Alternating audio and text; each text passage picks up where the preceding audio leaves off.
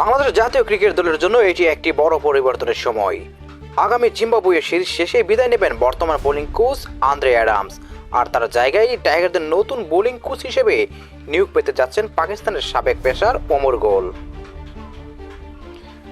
Bangladesh cricket board BCB নতুন bowling coach খুঁজতে গিয়ে যোগাযোগ করেছিল বেশ কয়েকজন নামি দামি সাবেক ক্রিকেটারের সঙ্গে। তাদের তালিকায় ছিলেন দক্ষিণ আফ্রিকার কিংবদন্তি পেসার অ্যালান ডোনাল্ড এবং ওয়েস্ট ইন্ডিজের কোর্টনি ওয়ালস। তবে তাদের কাছ থেকে আশানুরূপ সাড়া না পাওয়ায় বিসিবি শেষ পর্যন্ত সিদ্ধান্ত নেয় ওমর গোলকে নিয়োগ দেওয়ার। ওমর গোল পাকিস্তান জাতীয় দলের হয়ে খেলেছেন 2003 থেকে 2016 সাল পর্যন্ত। টি-20 ফরম্যাটে ছিলেন বিশ্বের অন্যতম সেরা ডেথ ওভার বোলার। তার ইয়র্কার, ইনসুইং এবং ভেরিয়েশন ছিল দুর্দান্ত। বিশেষ করে 2009 সালের টি-20 বিশ্বকাপে তার পারফরম্যান্স এখন অনেকের মনে আছে। খেলোয়াড়ি জীবন শেষ করে তিনি কোচিং ক্যারিয়ার শুরু করেন পাকিস্তান সুপার লিগ পিএসএল এ।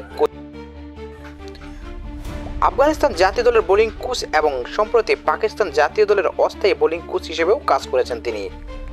বিসিবি সূত্রে জানা গেছে ওমর গোলকে 2027 বিশ্বকাপ পর্যন্ত চুক্তিতে রাখবে বাংলাদেশ, অর্থাৎ আগামী 3 বছর তিনি তাসকিন, শরীফুল, আবাদতের গতি আক্রমণকে শানিত করতে কাজ করবেন।